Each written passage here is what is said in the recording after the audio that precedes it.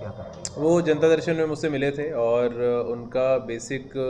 जो शिकायत थी कि उनकी निजी ज़मीन में कभी पहले 10 साल पहले आरईएस के द्वारा रोड डाल दिया गया था, जबकि बगल में उनके चक्रोड है जो कि हमारे नक्शे में भी दर्ज है, उसको छोड़ दिया गया। तो जिसके कारण वहाँ पे भूमि विवाद की स्थिति बनी थी। और हम सभी लोग जानते हैं कि इसमें भी शासन के निर्देश हैं कि भूमि विवादों को बहुत गहनता से अध्ययन करके उसको नियमानुसार निपटारा किया जाए। तो उसी के क्रम में जब हमने उसका परीक्षण किया तो ये पाया कि वहाँ पे उनका जो गाटा था उसके बगल में चक्रोड अवस्थित है, जो जिस पे कब्जा हो रखा है, और जो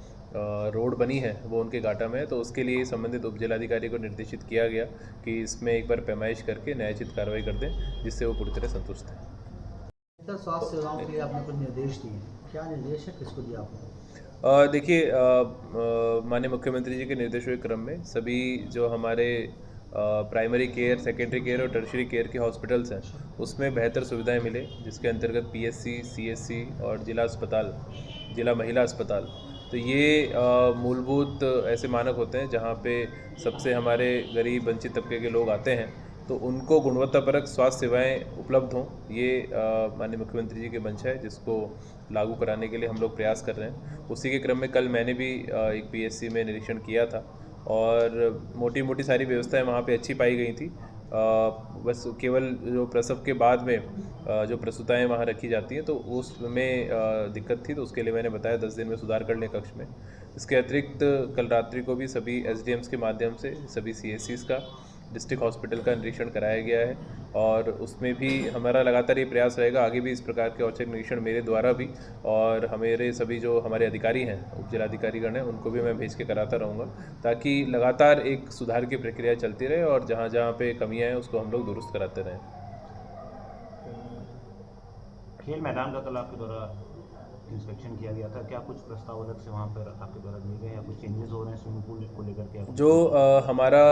ज़िले में जो हमारा स्टेडियम है, उस स्टेडियम में मूलभूत जो आवश्यकताएं थी उसमें काफ़ी पॉजिटिव अब